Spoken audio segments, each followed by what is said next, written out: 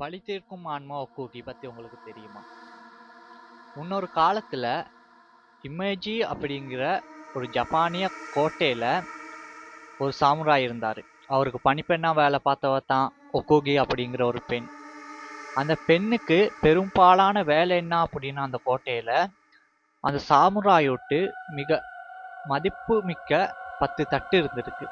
அந்த தட்டுங்களை பராமரிச்சு பார்த்துக்கிறது. அப்படி இருக்கிறப்ப ஒரு நாள் அந்த தட்டுங்களை கழுவி எண்ணி பார்க்குறப்ப 9 தட்டு தான் வந்திருக்கு. அவட்டு கண்கள் ரெண்டும் மேலே போகுது. ஏன் அப்படின்னா, திரும்ப திரும்ப எண்ணி பார்த்தும் அந்த 9 தட்டு மட்டுமே தான் வந்திருக்கு. இவளுக்கு அளவு கடந்த ஒரு பயம் வந்திருக்கு. அந்த பயத்தோட அவனுக்கு வந்தது யாரு அப்படின்னா, அந்த சாமுராய்.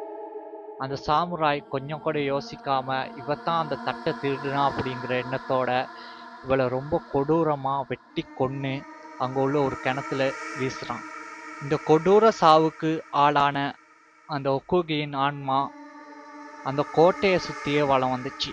அந்த கோட்டையில இருள் சுடுறதோட சேர்த்து ஒரு ஆட்டமும் ஆரம்பமாச்சு. இவ தினமும் இரவோடு இரவா அந்த 10 தட்டை எண்ணி பார்க்குறா.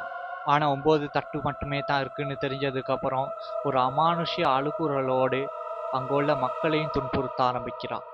அப்படியே காலங்கள் செல்ல செல்ல அந்த சாமுராய்க்கும் அமானுஷ்ய நிகழ்வோட சேர்ந்து பித்தும் பிடிக்குது. அப்படியே அங்குள்ள மக்களும் அந்த சாமுராயும் ரொம்ப அந்த அமானுஷ்ய நிகழ்வால பாதிக்கப்படுறாங்க. இதுங்கெல்லாம் கவனிச்சு அங்க உள்ள மதகுருமார்கள்லாம் என்ன செஞ்சாங்க அப்படின்னா, ஒகோகி விட்ட ஆன்மாவுக்கு ஒரு முடிவு கட்டணும்னு நினைச்சு அந்த கிணத்துக்கிட்டேயே பல நாட்கள் யாகம் செஞ்சு அந்த கிணத்துலயே வச்சு அந்த ஒகோகி விட்ட ஆன்மாவை அடக்குறாங்க. இது ஜப்பான்ல நடந்த ரொம்ப கொடிய அமானுஷ்ய ஒரு உண்மை கதை.